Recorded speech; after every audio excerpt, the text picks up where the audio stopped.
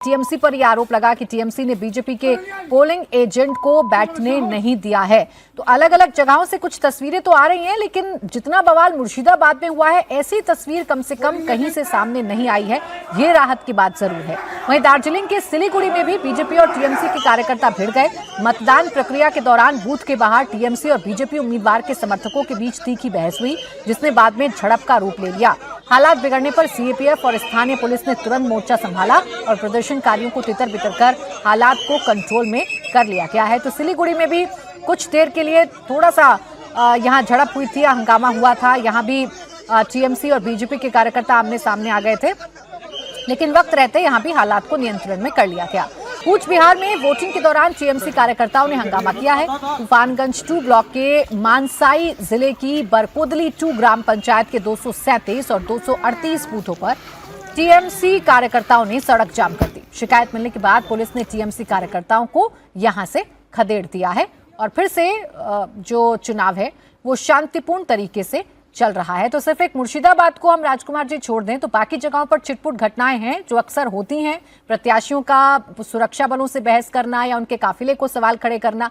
ये कहा जा सकता है कि जो रणनीति बनाई थी चुनाव आयोग ने कि इन सेंसिटिव इलाकों में चुनाव ठीक तरीके से हो, वो काफी हद तक सफल हो रही है। नहीं, अभी तक के आंकड़ों को देखें, अभी तक के परिदृश्य को देखें तो मुझे लगता है कि चुनाव आयोग की तैयारियां पूरी तरह सफल हैं। इस तरह की छिटपुट घटनाएं कहीं भी हो सकती हैं, कभी भी हो सकती हैं। हालांकि इनसे बचने की जिम्मेदारी, इनको रोकने की जिम्मेदारी राजनीतिक दलों और उम्मीदवारों की भी है, क्योंकि अंततः मतदाता को मतदान केंद्र तक पहुंचना चाहिए।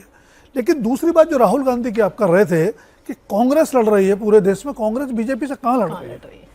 तेलंगाना छोड़ दीजिए, कर्नाटक छोड़ दीजिए और हिमाचल छोड़ दीजिए, 3 राज्यों के अलावा कांग्रेस कहीं आपको बीजेपी से सफलतापूर्वक लड़ती हुई नहीं दिख रही है।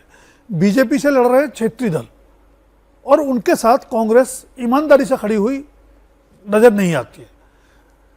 राहुल गांधी हर स्टेट में एक टूरिज्म के तौर पर राजनीति करने जाते हैं और स्टार अपीयरेंस के तौर पर इलेक्शन कैंपेन करते हैं।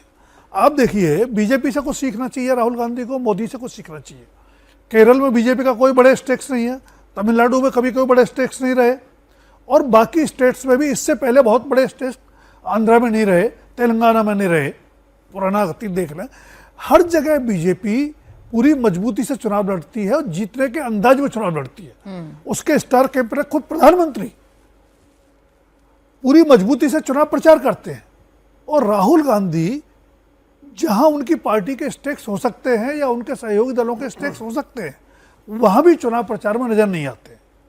अब यहां उनके जो अपील है, कुल मिलाकर के अंततः असर क्या होगा तो नतीजे बताएंगे 4 मई को।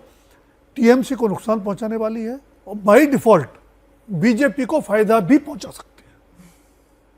तो अपोजिशन की जो राजनीति है उसमें कांग्रेस की जो भूमिका है उस पर नए सिरे से गंभीर मंथन और चिंतन करने की जरूरत है।